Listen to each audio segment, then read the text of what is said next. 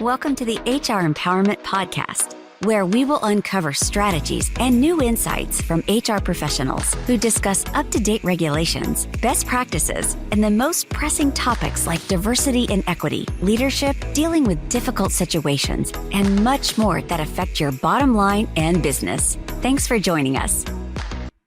Hey everybody, Wendy Sellers, the HR lady, here with JC. Hey, it's a pleasure to be back, Wendy. Thanks for inviting me back. Absolutely. Wouldn't be the same without you, buddy. Oh, now we're talking.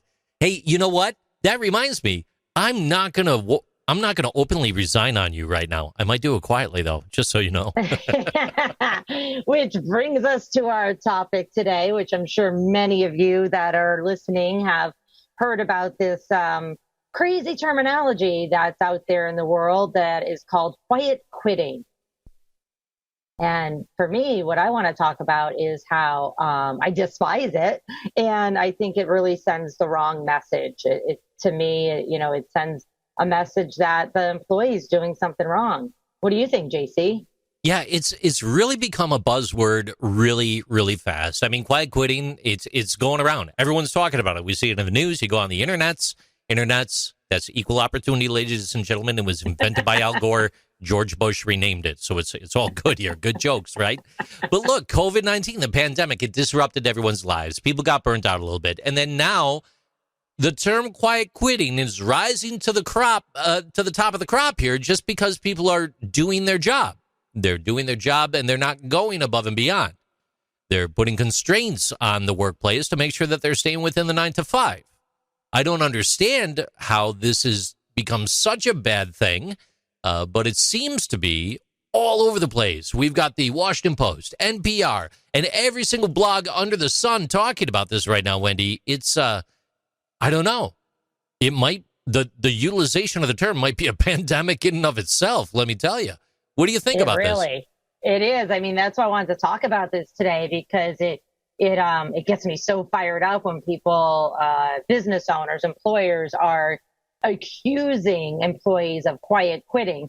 To me, the term quit means to stop, to walk away. Yeah. And that's not what this is, So, first of all, what is quiet quitting? It is, somebody came up with it and it got released on TikTok. And it was about what you just said, saying, you know what, I'm going to pay to do my job. I'm going to do my job and what they pay me for, the minimum. I'm not going above and beyond. I'm not working 60 hours. I'm working maybe 40. And I don't understand how anybody could say that means you're quitting because you're still doing the minimum requirements of the job, which means you're not quitting. You're not stealing. You're right. Doing the requirements of the job.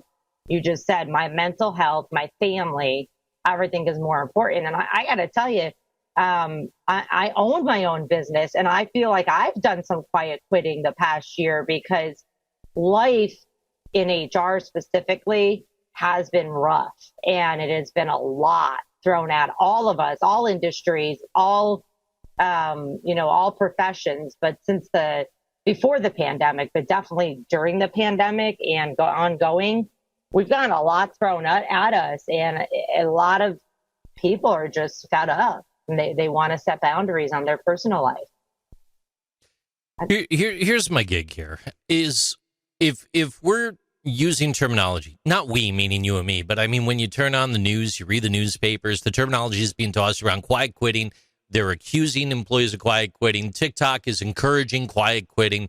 And then we think about health and wellness. We think about our personal sanity. We think about those who have been in the workforce.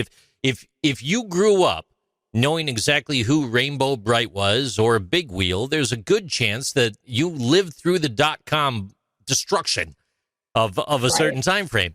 And in that era, we lived through a time when, you had your beepers and then your cell phones and then you're on call 24/7.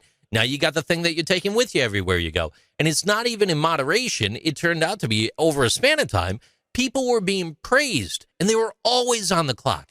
They're working 24/7. It didn't even matter if you're running marathons. People were dying of heart attacks left and right just because they're constantly working. And then they're letting go of their family. It's almost like the real world, their reality, who they are was on pause. And they were fast forwarding through their lives just to answer that next email, to be the top of the crop And what some say, and to me, the bigger discussion here is the golden handcuffs, right? You reach that certain level, whether it's in the managerial ranks, if you're on the floor, if you're in the C-suite, wherever you may be, and you're shackled by the golden handcuffs. If you leave that job, are you going to get the same amount of money by staying in that job? Well, current trends say no. But it takes a huge leap of faith to get there. But we are existing in these cultures where you don't want to leave. You want to stay. You want to do your best. And maybe you even believe in the mission, vision, values. But does that mean that you should sacrifice yourself to be ran all over by everybody around you? I don't know. Decades past, if you didn't, well, maybe you weren't a team player. But now, if you do your job, not even bare minimum, if you do your job, you're going to be accused of quiet quitting because you're not going above and beyond. It's mind-boggling to me, to use a quote from the movies. It really is. It's offensive. And I'm looking at an NPR article right here on it.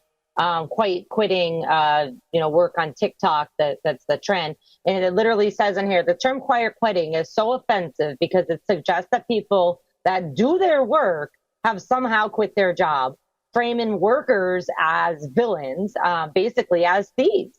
And, sure, are there going to be always in our communities, in our world, there's always going to be somebody who's taking advantage of somebody else, whether that's the employers taking advantage of employees, coworkers, whatever it might be. So yeah, I agree. We're always going to have those shady people somewhere. That comes down to management, leadership, weeding people out, and managers actually managing people, which is what we're going to talk about a lot today. But it's incredibly offensive. So anybody that is listening today, please stop using the term quiet quitting. It is not going to help you motivate and engage your employees and get them excited to work for you. So there's this website, techtarget.com, and they had an article out here about the quiet quitting as well. And within this feature that was written by Amanda Hetler, who is one of their premier feature writers over there. She's an amazing writer, very good writer. To use a couple quotes coming out of there, she's saying 7 out of 10 employees experienced burnout in the last year, according to some reports that had came out. And the pandemic brought quiet quitting into the spotlight as it flipped work culture upside down. More people had time to think about and question their careers and seeking more work-life balance, according to many different resources. And then she goes on to state, during a 2021 survey from Gallup, they found that only 36% of people reported being engaged with their job, and some people stay in their jobs and look for a different one while collecting a steady paycheck and keeping health insurance. So everything that she's talking about in this article up to this point is kind of like just normal, in my opinion, right? But then she lays out the signs for quiet quitting, and I think this is where we hit a curve in the road and it goes awry. Ladies and gentlemen, buckle your seatbelts.